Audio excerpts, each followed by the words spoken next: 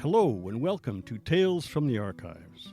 My name is Dan Dyck, bringing you stories about fascinating people, places, and events from the Mennonite Heritage Archives. Today I have a guest with me here in the studio. Ralph Friesen is the author of a new book about his hometown of Steinbach, Manitoba. It's entitled Prosperity Ever, Depression Never, and looks how Steinbach grew and progressed during the Great Depression of the 1930s. Ralph was born in Steinbach, the youngest of 6 children. His father was a minister and a bookstore owner, and his mother a quilter known for her stories and laughter. Welcome to Tales from the Archives, Ralph. Thank you, Dan. It's good to be here. Ralph, for listeners who may have missed the book's title in the preamble, it's called Prosperity Ever, Depression Never. Where does that title come from?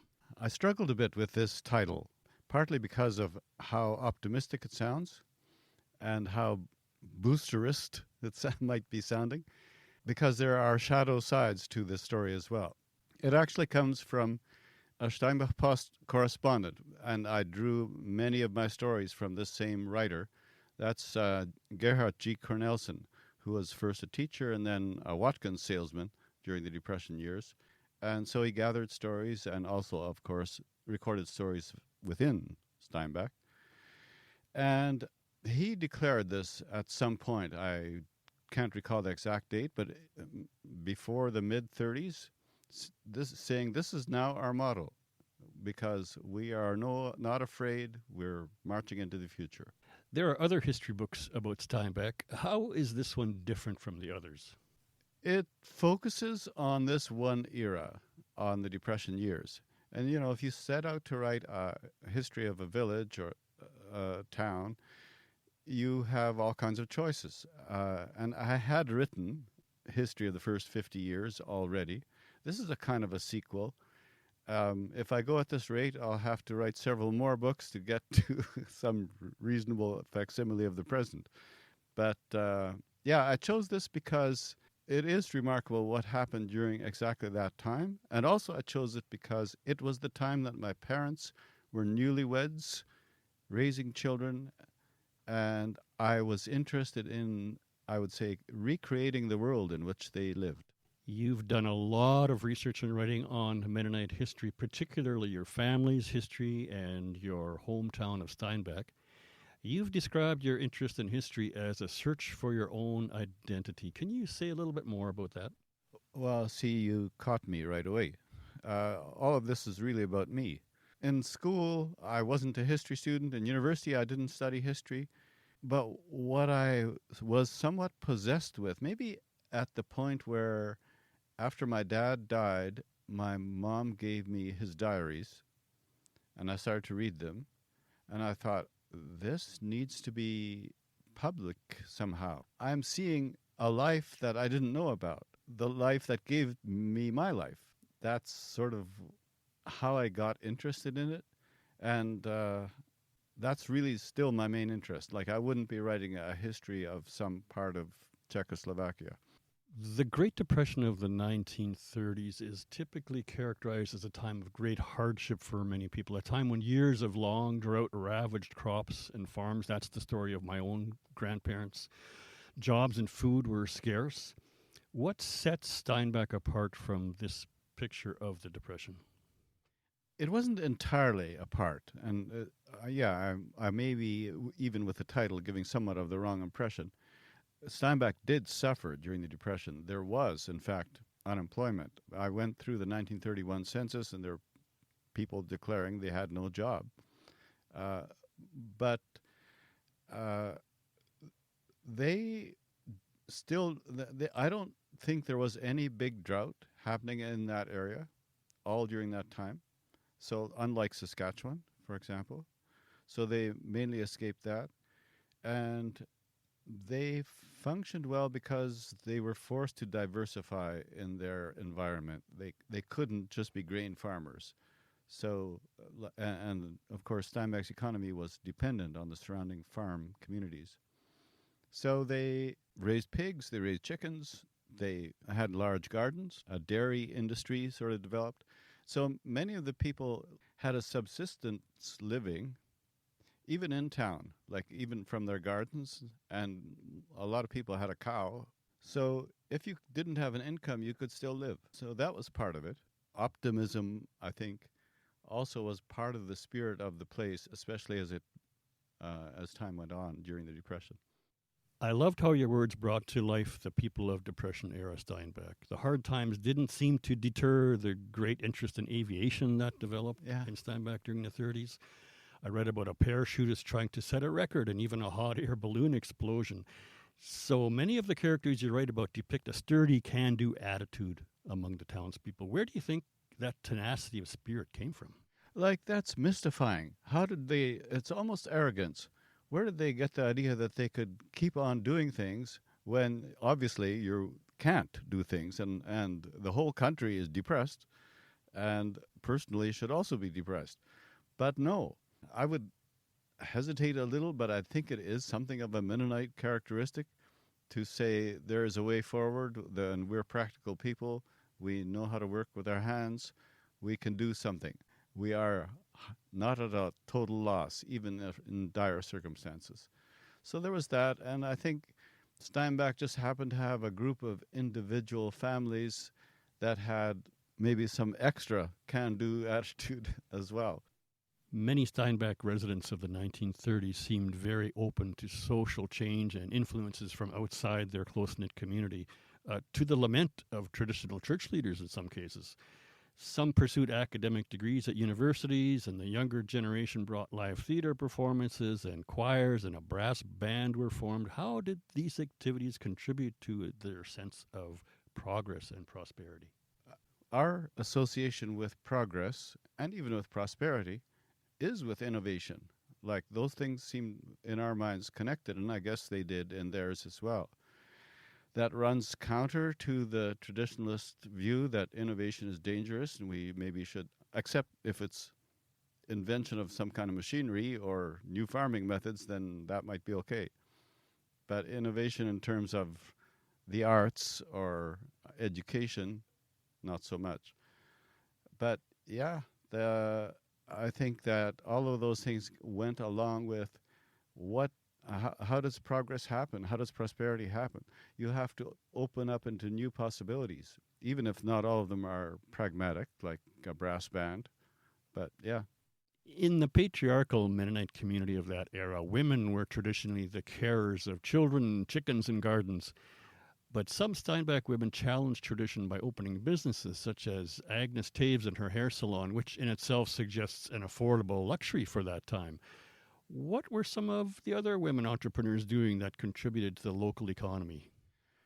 Yeah, I mean, good point. Like, to have a hair salon in itself, why would that even be necessary when everybody took care of their own hair at home with the help of the sisters and daughters and mothers?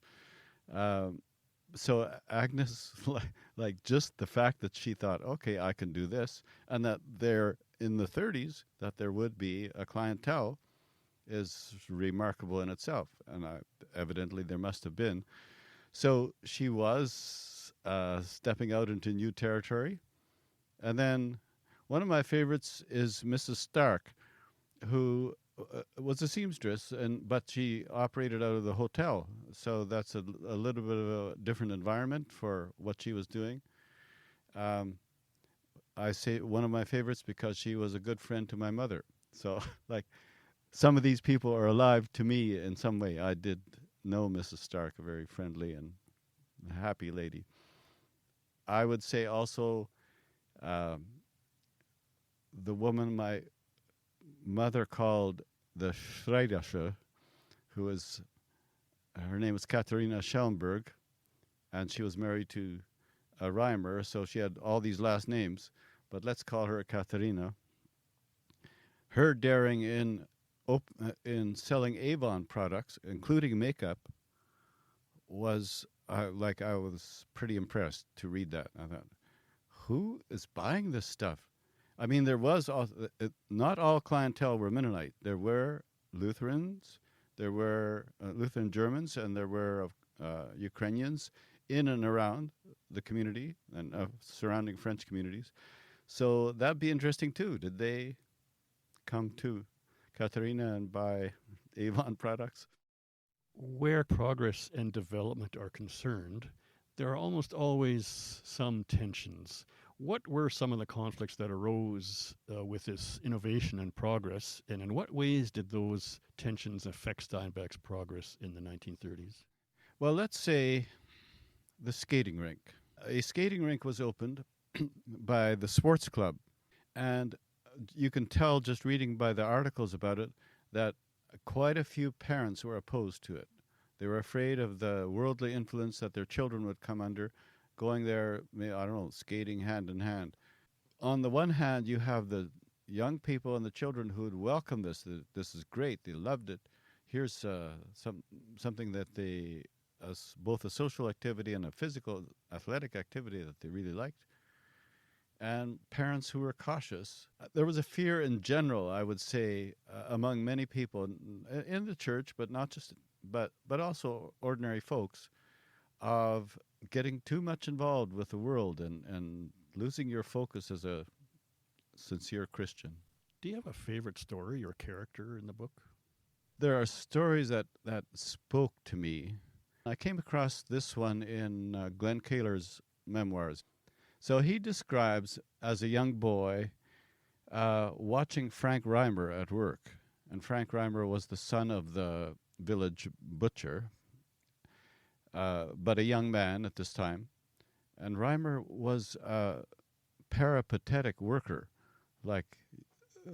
So he goes into the shed to slaughter an animal, and he skins it, and he cuts it up, and he does all this on his own, and he doesn't want help.